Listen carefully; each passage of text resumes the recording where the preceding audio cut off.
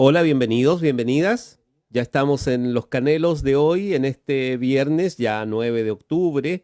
Nosotros siempre comentamos que, bueno, se nos han ido sumando jornadas de intensa conversación. Uno disfruta en todo caso estos espacios porque transita en muchos territorios y además compartiendo además con conocimientos, con obras, con esfuerzos colectivos, individuales muy interesantes. Estábamos recién en Libros con Causa, conversando con Constantino Bértolo desde Galicia, y, y en la mañana temprano con los debates propios de la vía contingente. El espacio tradicional de este mediodía es un espacio para eh, transitar también territorios cercanos en términos del esfuerzo que se hace tradicionalmente, ya sea por equipos de la universidad como por comunidades específicas en que se realiza lo que tradicionalmente llamamos vinculación con el medio. La Universidad Austral de Chile en eso tiene áreas donde está profundamente concentrada o por lo menos ya tiene una experiencia construida. Una de esas áreas ya nos contarán nuestras amigas que están con nosotros qué es lo que se perspectiva, pero una de esas áreas que permite visualizar que allí hay un tema permanente es el del patrimonio inmaterial. Eh, Palabras que utilizamos a veces, ¿no? La idea de patrimonio, la idea de patrimonio inmaterial misma, las utilizamos carentes a veces incluso de referencias cotidianas y referencias territoriales, como decíamos. Sin embargo, gracias a que efectivamente hay fondos públicos disponibles además para ello y hay iniciativa pública, por lo tanto hay un esfuerzo político para entender el sur austral también desde esta lógica de recuperar el patrimonio inmaterial, aquello que no necesariamente se transforma en objeto o cuyos objetos precisamente se transforman en algo que también es simbólico, inmaterial y permanente.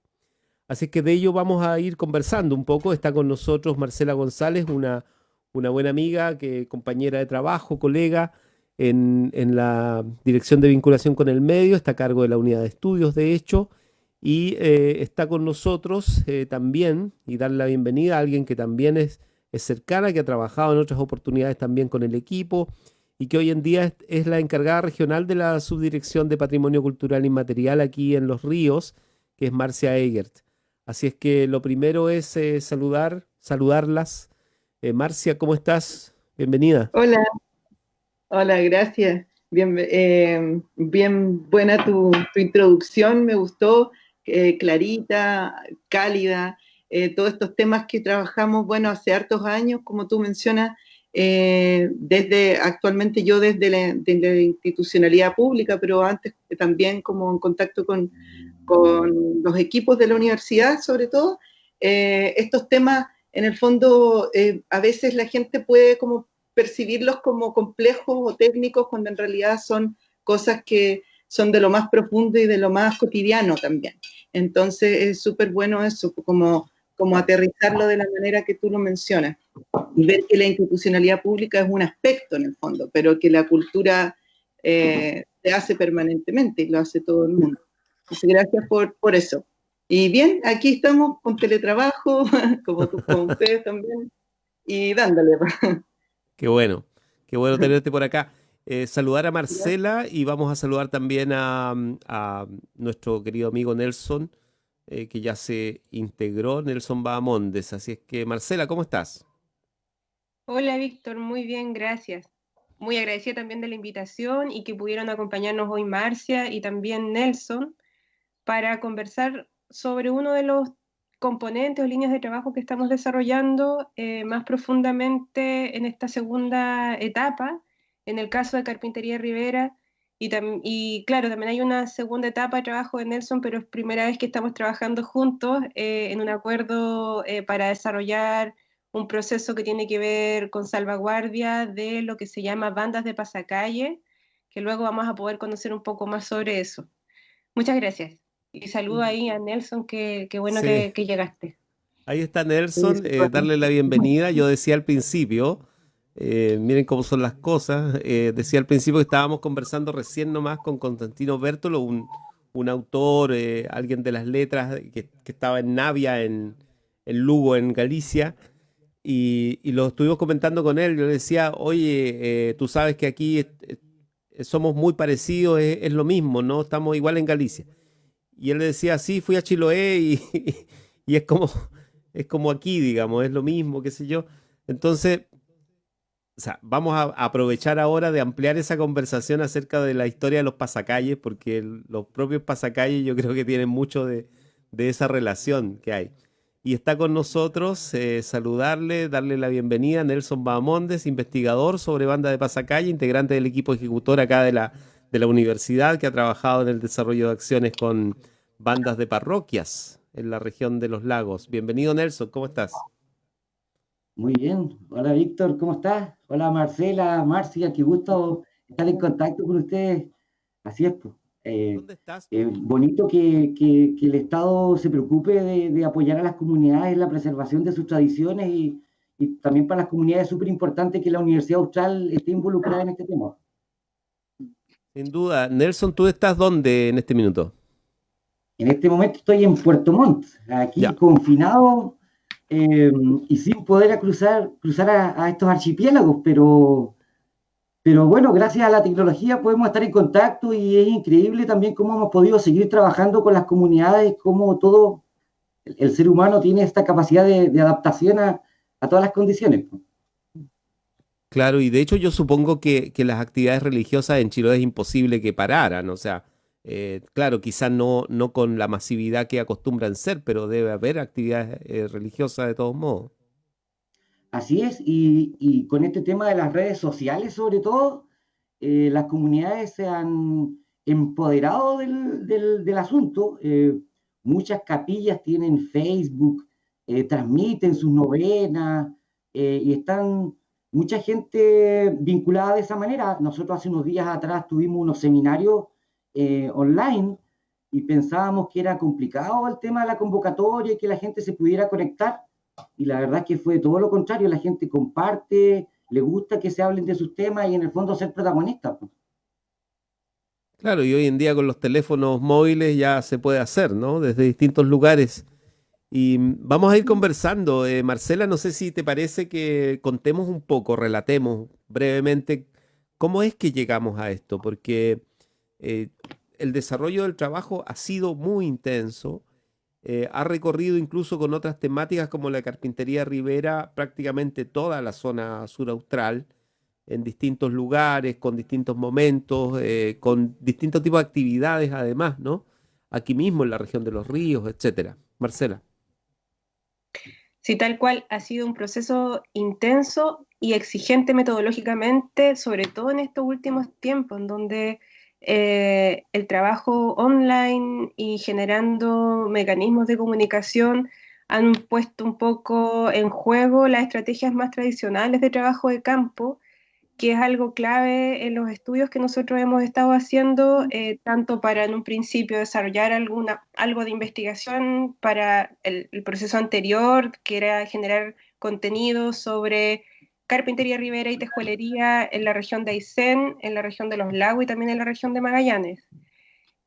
Terminado ese primer proceso, nosotros este año igual hemos estado en contacto con algunos cultores dentro de lo posible, ya que habíamos pensado que en condiciones normales íbamos a ir a terreno, íbamos a actualizar en terreno algunas cosas, contactos, qué sé yo, contenidos que faltaban, y todo eso, todo lo que es investigación cualitativa, esa que está en los libros, ¿cierto?, de la que uno aprende en la universidad y te constituye finalmente como profesional y equipo, planificación, no, o sea, no. Y sin embargo, los plazos del Estado siguen corriendo, ¿cierto? También los plazos sociales también han cambiado, pero siguen ocurriendo cosas. Entonces hemos tenido que ser bastante creativos en eso y sumando también otras capacidades. En este segundo proceso se trata de desarrollo de planes de salvaguardia para Aysén y para Magallanes. Es una tarea de diseño que tiene como característica la participación directa de los cultores en el levantamiento de propuestas, en el ajustar el análisis que uno puede hacer a sus contextos y también, sobre todo, a sus miradas y herramientas. Luego se trabaja con la institucionalidad pública porque son actores clave y otros actores sociales y privados que pudieran estar relacionados, pero sobre todo son los cultores los protagonistas. Entonces, lo que se orienta desde el servicio, por el enfoque que tiene la Subdirección de Patrimonio Cultural Inmaterial y que responde también a lo que indica la UNESCO, es que son las comunidades las portadoras de estos saberes y no hay ningún otro agente que en realidad pueda hacer la tarea de forma que se espera, de forma correcta, porque estos saberes han persistido en el tiempo, se han podido reproducir, se han podido reinventar y siguen permanentes, porque son las mismas comunidades culturales las que lo llevan, lo transmiten, lo heredan. Entonces, esa característica explica de por qué se trabaja de modo tan participativo y por qué a nosotros nos significa hoy día un desafío, pero así grande, poder responder metodológicamente a eso como universidad. Entonces, te digo que ha sido súper entretenido, pero al mismo tiempo así como cuando la geometría de la planificación se te escapa. En el caso de Banda de Pasacalles es distinto, estamos trabajando en este momento con una fase de implementación de un trabajo que el mismo Nelson elaboró anteriormente, que es un proceso de diseño de plan para Banda de Pasacalles. Y en el caso de la región de los ríos con Marcia y de los lagos con Marco Tamayo, estamos en implementación. Es decir, tratar de generar acciones, que en un principio era generar encuentro entre los cultores, que era un gran proceso, los cultores querían juntarse y nosotros habíamos pensado generar un evento, ¿cierto?, de diálogos con una jornada de trabajo, con que se queden todos en un lugar y compartir todos juntos. No. Y en eso estamos todavía porque hay un tema de las cuarentenas regionales que lo han impedido, especialmente en Puerto Montt. Y bueno, tratar de... El convenio se amplió, digamos, se amplió el próximo año hasta agosto, y ahí estamos viendo qué podemos hacer, pensando que el COVID en realidad nos va a acompañar un buen rato más. Entonces, con Marcia, específicamente en Cutipay, hemos empezado a diseñar acciones que en realidad se pueden hacer acá y que son súper relevantes para trabajar con la familia Villanueva, que es curioso porque a diferencia de otras regiones, acá en Los Ríos, la Carpintería Rivera, que también está recientemente, ha ingresado, la Marcia nos puede explicar mucho mejor sobre eso, ha ingresado al inventario, que es un hito relevante dentro del proceso de salvaguardia que lleva el ministerio. Bueno, ese trabajo está centralizado en una familia, acá en la región de Los Ríos, como exponente de la Carpintería Rivera. En la región de los lagos son 54 cultores y un cultor colectivo. En la región de Aysén son 20 y en la región de Magallanes son 25. Entonces tenemos es bien diferente la pega que estamos haciendo en cada región y también los enfoques. En términos gruesos, eso es lo que te puedo contar. Sí, claro, o sea, queda claro y además amplía incluso el horizonte, o sea, el foco. Y Marcia Egert, que está con nosotros, a propósito de que tú cumples un rol bien concreto, digamos, a nivel regional, eres encargada de patrimonio cultural inmaterial y por lo tanto, Marcela lo mencionaba, hay una palabrita que también es interesante en esto, que es la salvaguardia, ¿no?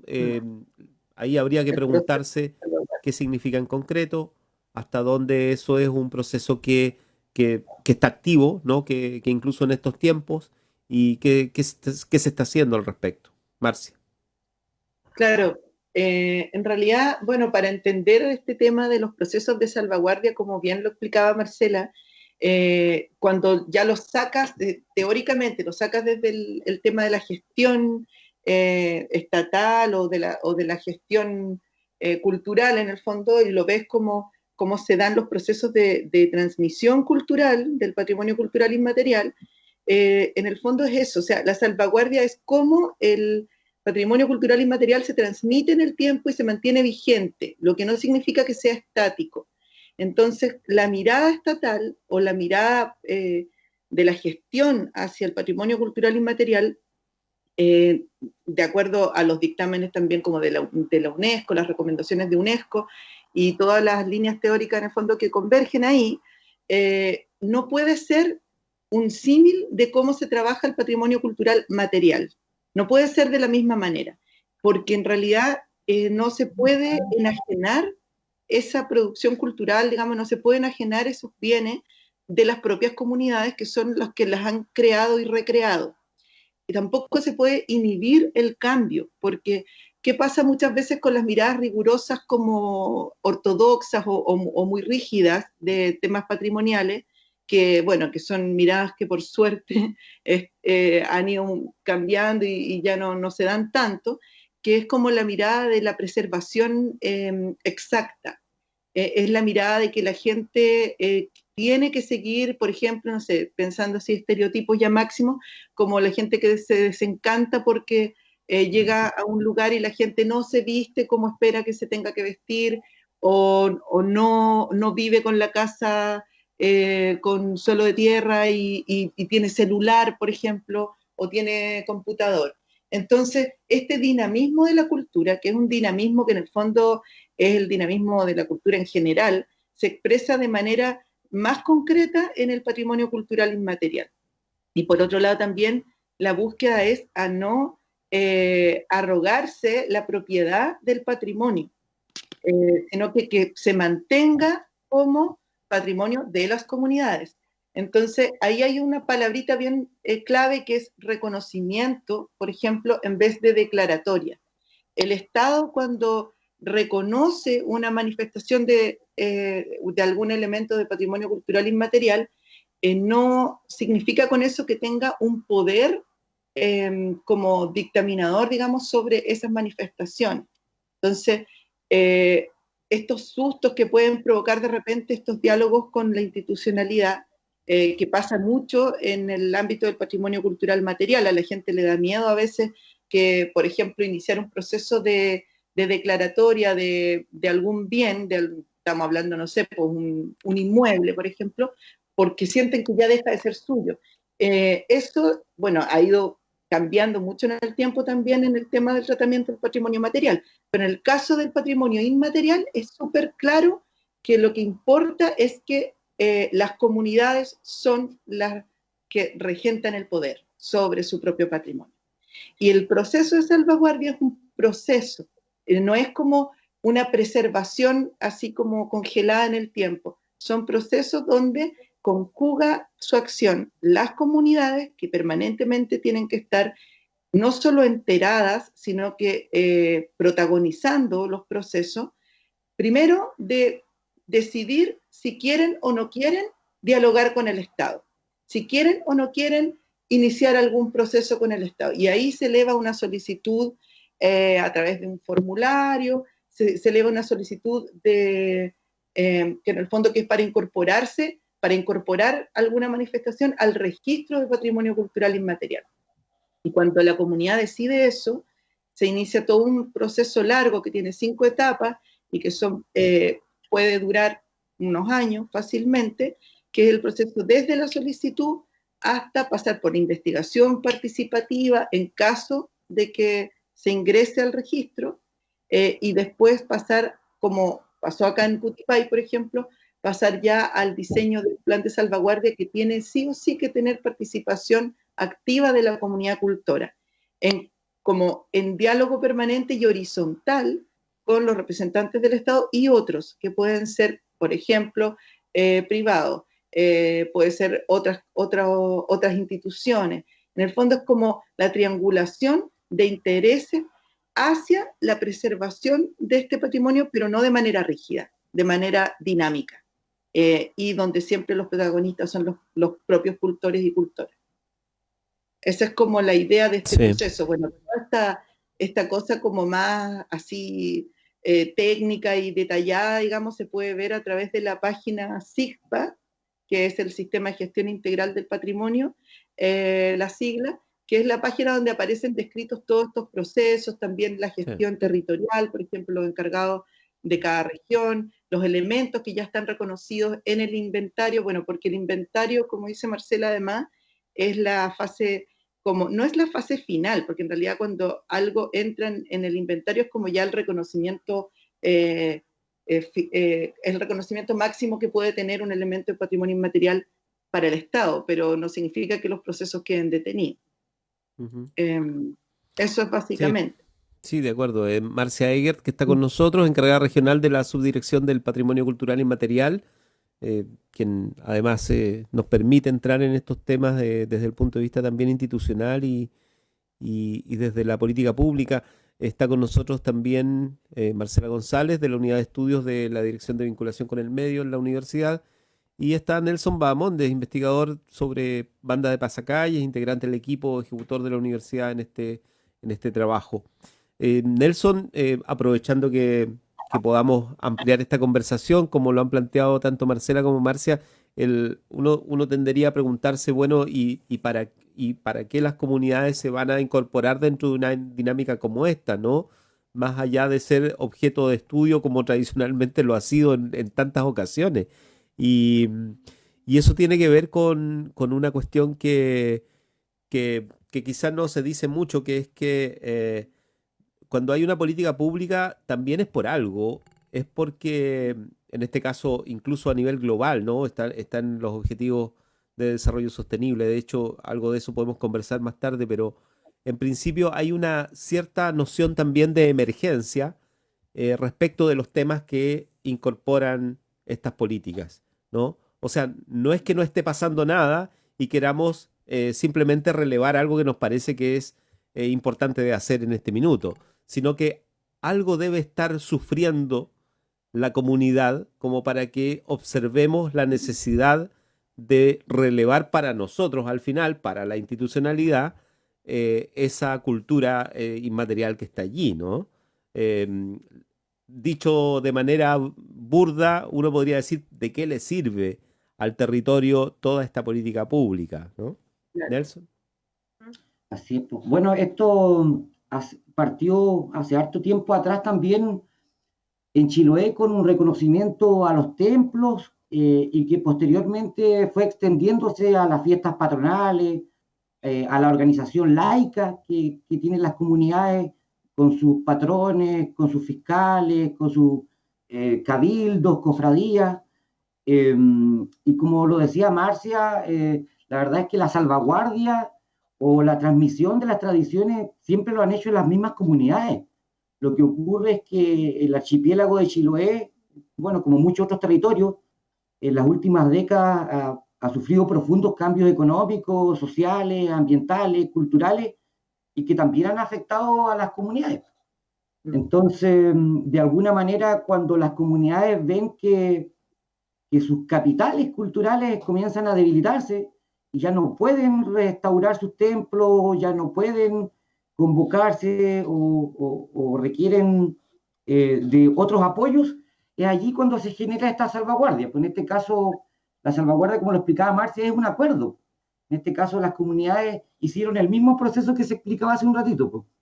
Por ahí por el año 2013 o 2014 hacen una solicitud de reconocimiento, luego se involucran en un proceso de investigación participativa que termina con 27 bandas de pasacalles incluidas en el inventario del patrimonio cultural inmaterial de Chile, y nosotros hoy día estamos actualizando los datos de 66 bandas. Es impresionante la cantidad de comunidades que conservan esta tradición, que igual es bueno comentarlo, que en el fondo son músicos campesinos que históricamente por siglos han acompañado a las procesiones.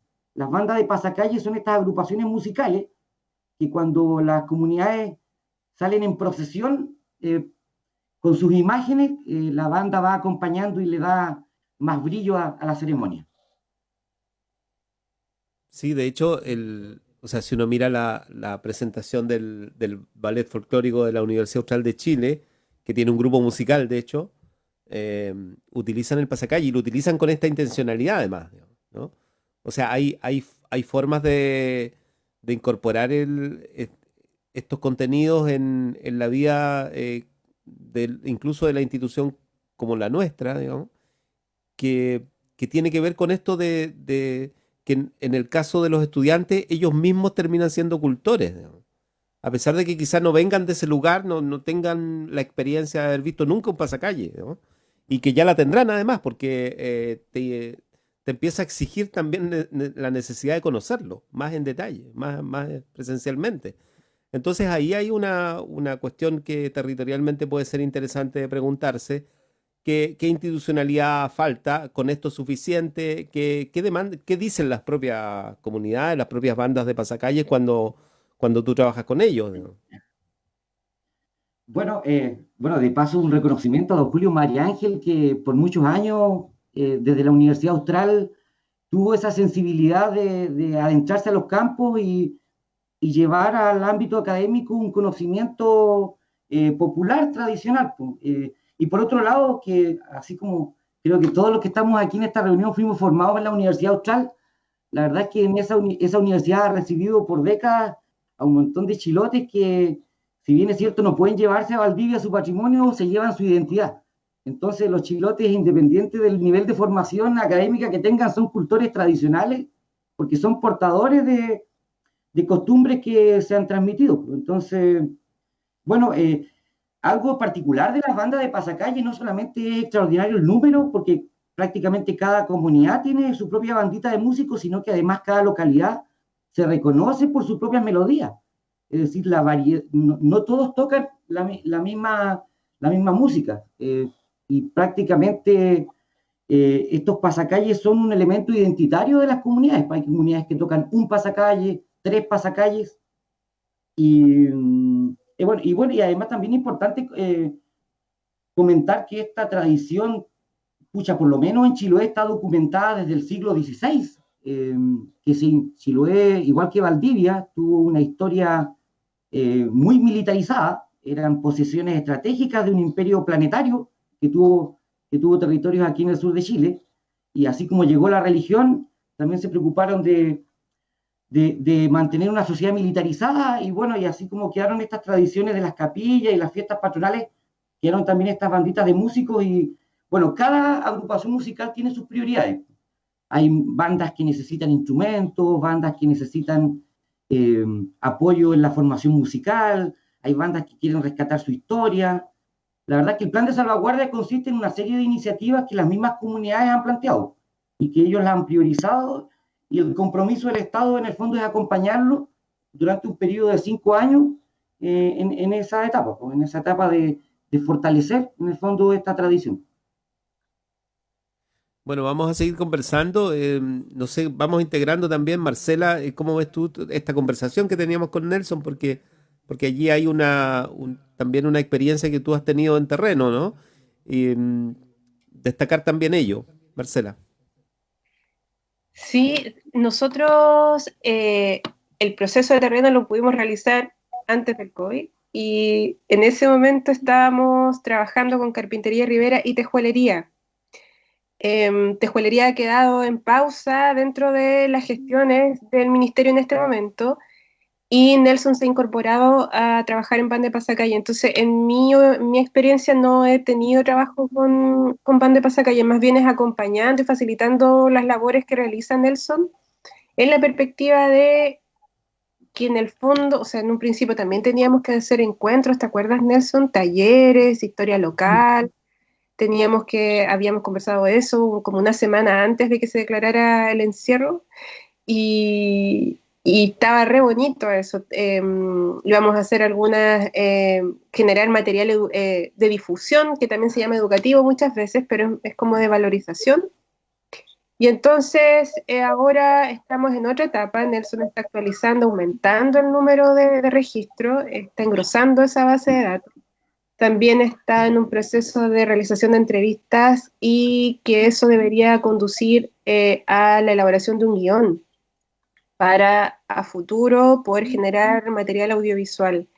Entonces, en mi función y en lo que alcanzamos a hacer desde acá a la distancia es más bien facilitar ese desarrollo de contenidos que hasta el momento también entiendo se ha llevado de manera online, lo que es particular dentro de esta experiencia. Sí, de todos modos, yo me refería más bien a cómo tú experimentas el terreno como un rescate o como un reconocimiento, o sea, porque la labor de los profesionales, Nelson lo mencionaba a propósito de la formación universitaria de todos, eh, claro, uno pasa por la universidad precisamente para sistematizar formas de conocimiento, eh, pero después la realidad es la realidad te va enseñando también de otras maneras, ¿no?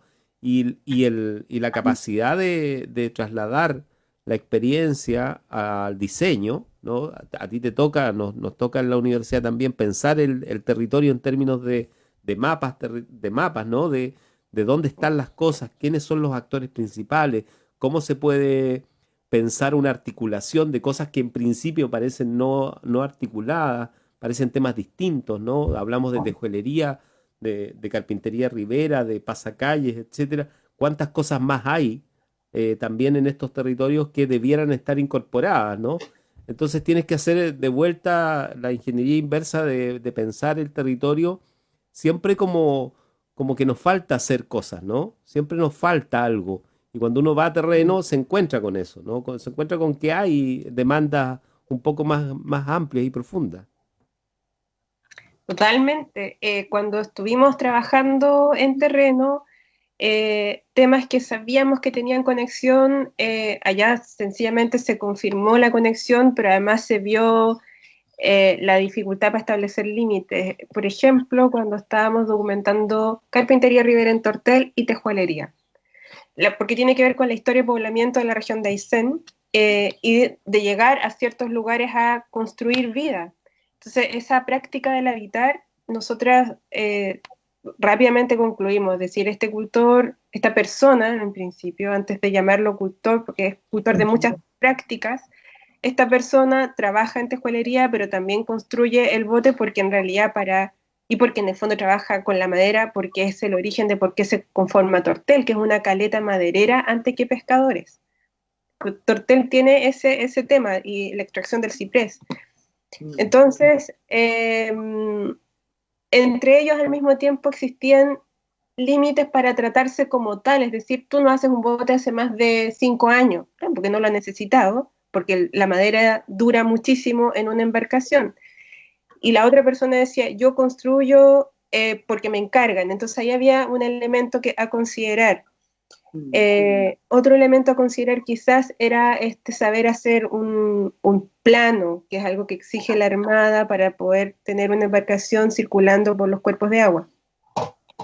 Pero detalles como eso, no es la ausencia de saberes, más bien los saberes están integrados entre todos y también con poca diferencia de género, es decir, mujeres y hombres portan esos saberes, participaban como familia en las faenas, digamos, y en las tareas. Muchas veces ir a hacer tejuelas al monte, a alguna punta Stephen, por ejemplo, era ir con la familia a ese lugar, los niños, y participar del metán, hacer la tejuela rajada, y la mujer, claro, con labores de la alimentación del grupo, pero también labores de producción.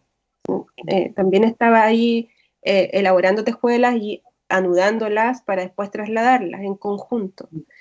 Y ese traslado se hacía en la chata o tipo de bote que podía llegar por ese cuerpo de agua a ese lugar y que permitía trasladar esas tejuelas o las balsas en otra parte, que curiosamente era mucho ciprés anudado. En tiempos anteriores a la restricción del uso de esa madera. Entonces, claro, con esa tradición, con esos bosques, con esas prácticas, se puebla una parte importante de la región de Aysén, y luego aparece una normativa que restringe los accesos porque hay una necesidad de protección y también hay una reproducción de un discurso que es que los carpinteros y toda esta gente es la depredadora del bosque, ¿no? Y esa es una identidad con la que ellos dicen, no, nosotros trabajamos en esto, si me preguntan tejuelería hacemos esto, pero somos como los quizás animalitos, dicen como que, yo tengo una entrevista donde claramente una persona se compara con un ser silvestre que toma lo necesario para poder vivir. que ya ocurrió ese momento en donde venían las empresas a comprar postes de ciprés porque en realidad era la industria maderera y lo llevaban a otras partes, como también ocurrió con el alerce en la región de los lagos.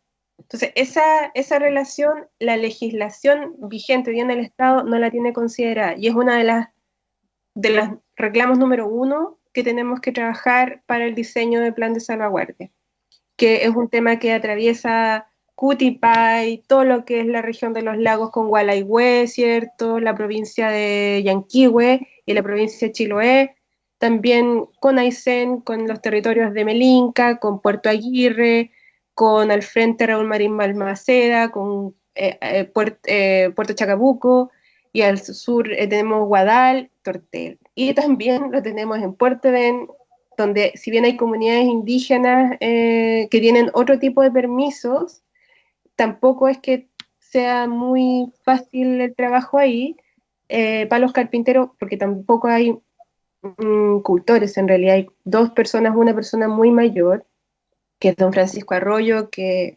porta el saber heredado de cómo se construían las canoas, y también los conocimientos de carpintería ribera, pero también pasa eso, es un detalle, es como un caso donde tienen otra posibilidad de acceder a este recurso maderero.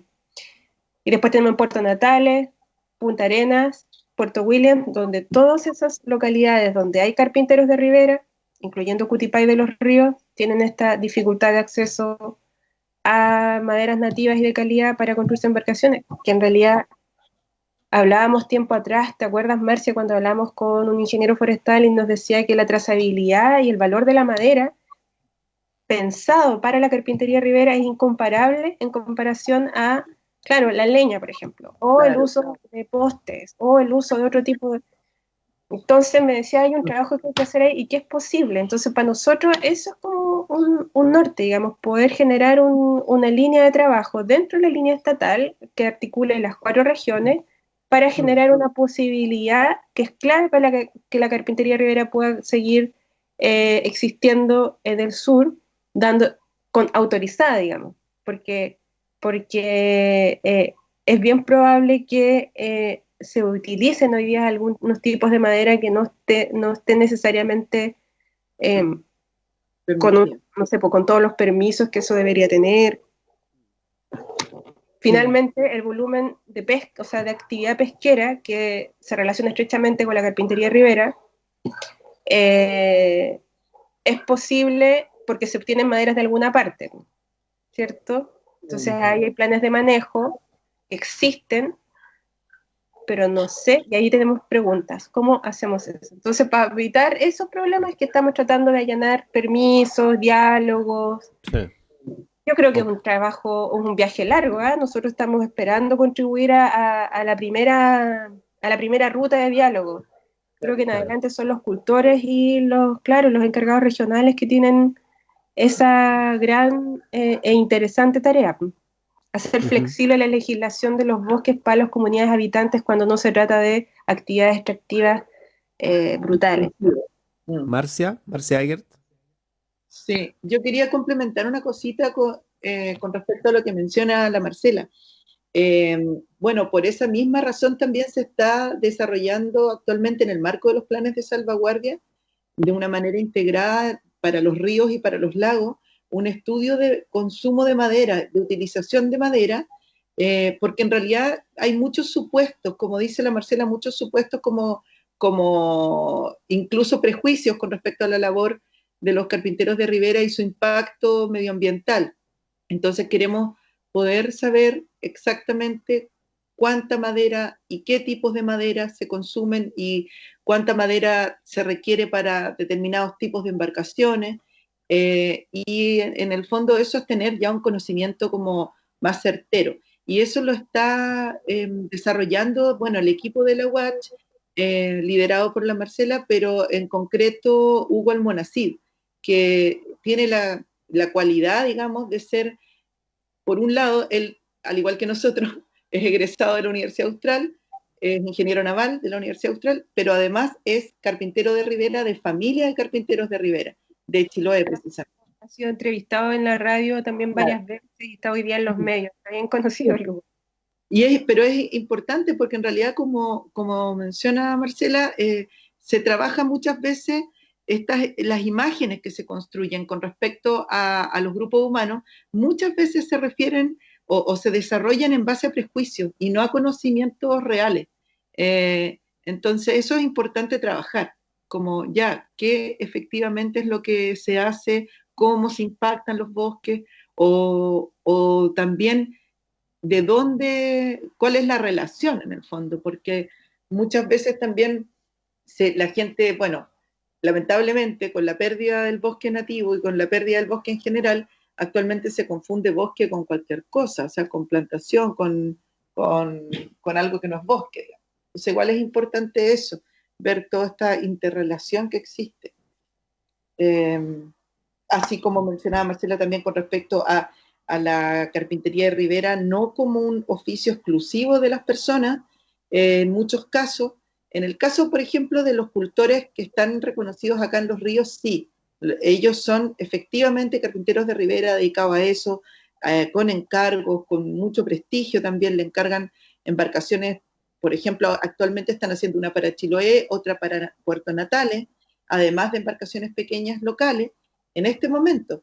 Y también ellos muchas veces reciben encargos del norte, pero muchas veces pasa lo mismo que menciona Marcela para la población de Aysén, por ejemplo. Algo similar ocurrió en Lago Ranco.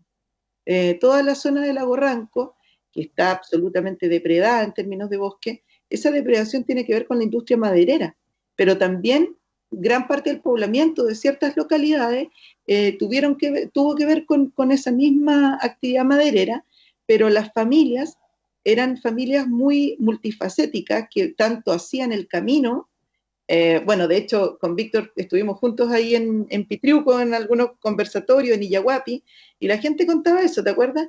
La misma gente agarraba la pala y hacía los caminos, construía su escuela, construía sus casas y construía sus botes.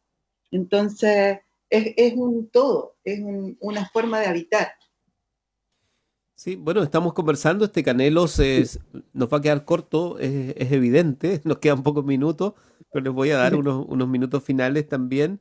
Hemos estado conversando hoy junto con Marcela González, que coordina la unidad de estudios de la Dirección de Vinculación con el Medio, a propósito de la participación en esta línea de trabajo, que ya es en definitiva eso, y junto a Marcia Egert, que es encargada regional de la Subdirección de Patrimonio Cultural Inmaterial, precisamente en esta colaboración y el ejemplo concreto de cómo, por ejemplo, en el caso de las bandas de pasacalles, Nelson Bamondes, que integra el equipo, ha desarrollado acciones concretas y está trabajando full incluso en este tiempo.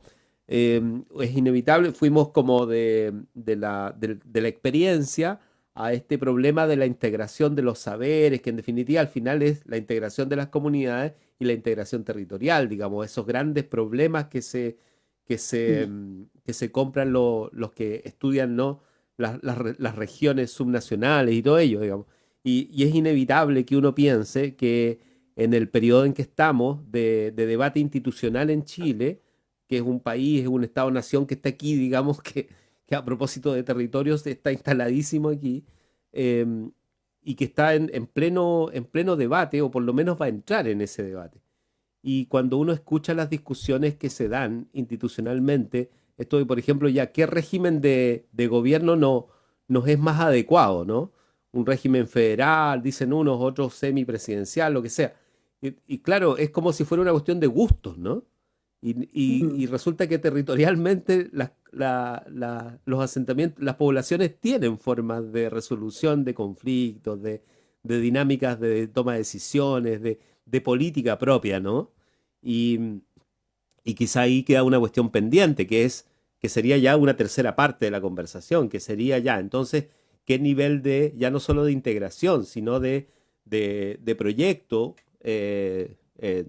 de la zona, digamos, de la macro zona sur austral, uno podía tener en cuenta para transformar esto precisamente en una posible lectura de cómo la gente se va a comportar en el futuro, cómo va a decidir qué hacer con su territorio, cómo va a evitar los nuevos colapsos ecosistémicos que podrían venir, ¿no? cómo administrar en definitiva los bienes que hoy en día circulan a veces con decisiones que se toman muy lejos, digamos, ¿no? En los mercados. Así que queda pendiente esas cosas. De todos modos, les dejo unos minutos ahí para ir finalizando. Nelson. Sí, muy interesante este tema de que nosotros hablamos hoy día de salvaguardia y repetimos el concepto porque podríamos hablar de transmisión, de preservación, pero hablamos de salvaguardia porque es un compromiso que asumió el Estado chileno. El año 1970 Chile firmó la Convención del Patrimonio Mundial y se tardó más de 40 años en suscribir la Convención del Patrimonio Inmaterial. Eso es lo que permite hoy día reconocer tesoros humanos vivos, trabajar con lenguas de pueblos originarios y en este caso apoyar a las comunidades en el gran desafío que en el fondo es la transmisión de sus tradiciones.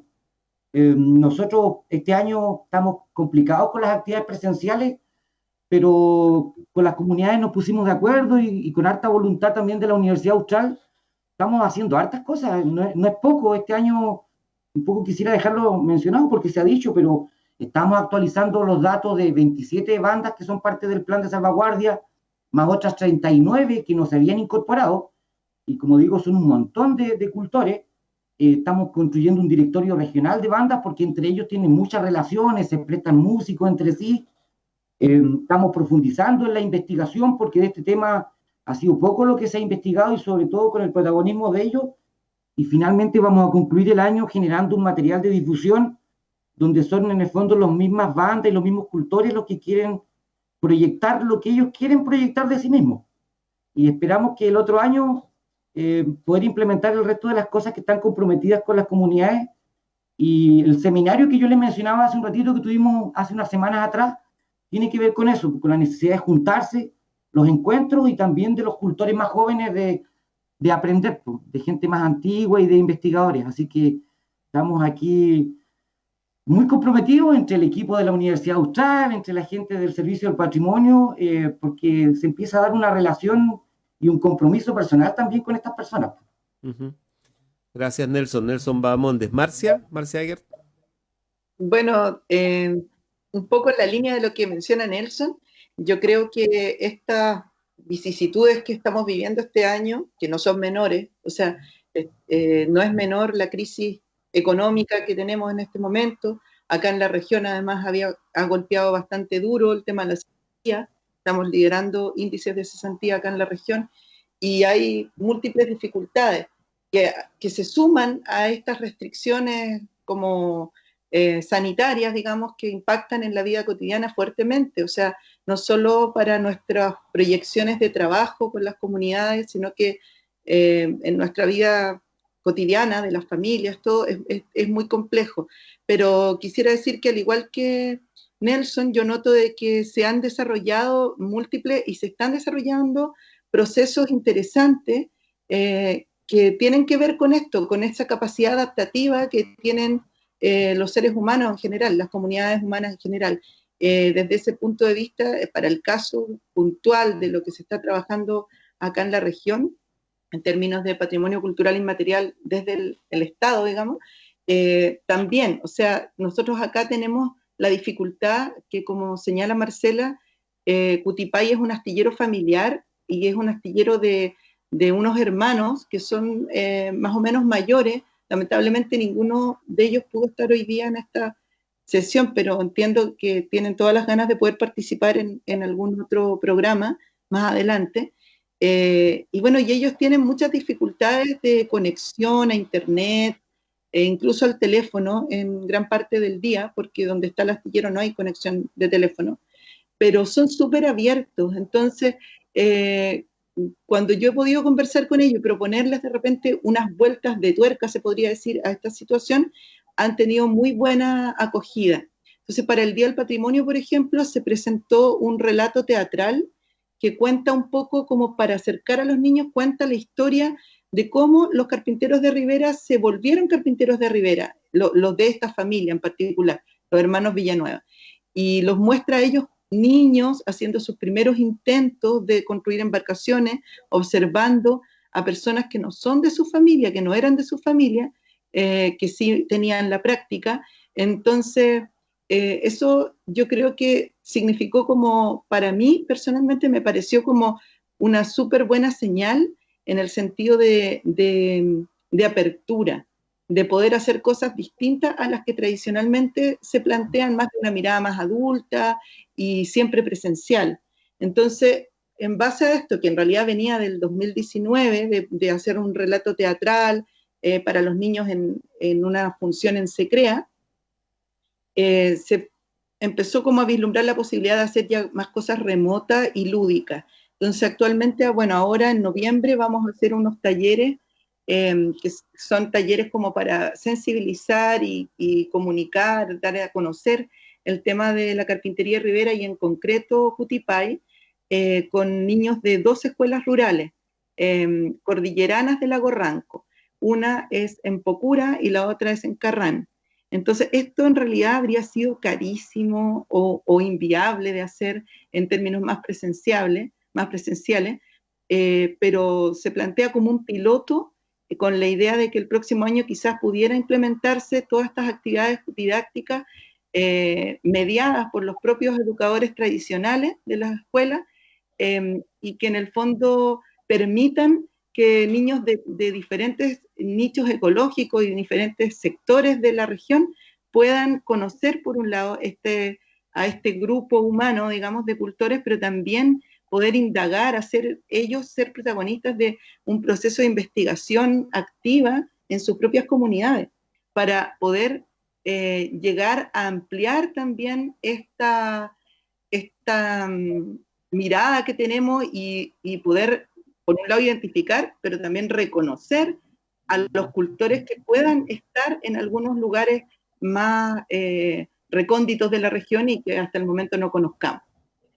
Bueno, y con Marcela estamos diseñando también hartas actividades, ideas, tratando de llevarlas a cabo, pero siempre en contacto permanente con los hermanos Villanueva, que son en el fondo los que tienen que tener siempre la última palabra en estos procesos, y que, bueno, son cosas como bonitas que se pueden ir desarrollando en el fondo cuando se te cierra una puerta y, como dice el dicho popular, se abren ventanas. Eso quería mencionar en realidad. Gracias, Marcia, Marcia Egert y Marcela González, de la Unidad de Estudios de la Dirección de Vinculación con el Medio. Marcela. Sí, bueno, tenemos muchos contenidos que pudiéramos compartir, nos quedamos siempre cortos con poder conversar porque en la experiencia que hemos desarrollado, claro, hemos involucrado distintos territorios y también distintos elementos, que es el nombre técnico con el que se refiere a la manifestación que en la que se está trabajando.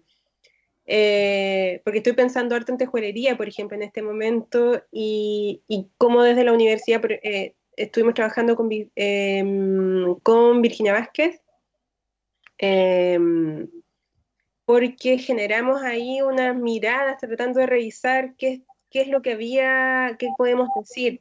Llegamos a hartos contenidos que en el fondo son parte de las investigaciones de Carlos Castillo, que es un cultor, hijo de cultores, ingeniero forestal,